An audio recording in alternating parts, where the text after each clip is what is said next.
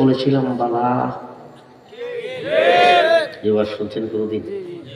ওই জায়গায় আমরা যেমন ছিলাম, মুসা আলাইহিস সালামের উম্মত, ইব্রাহিম আলাইহিস সালামের উম্মত, নূহ আলাইহিস সালামের উম্মত, আদম আলাইহিস সালামের যুগে যারা দুনিয়াতে এসেছিল তারাও ছিল কিনা বলেন? ঈসা আলাইহিস সালামের উম্মত তারাও ছিল কিনা? তাইলে আমরা মনে হয় আল্লাহ পাকের দরবারে আলাদাভাবে আল্লাহকে ডাইখা দিয়া কানে কানে চুপে চাপে দরখাস্ত করছিলাম, আল্লাহ আমরা কিন্তু আপনি সারাদিন সবসময় সব নবীর উম্মত বানাইয়া পাঠায়েন না, আমাদের আখিরি জমানা নবীর উম্মত বানাইয়া পাঠায়েন।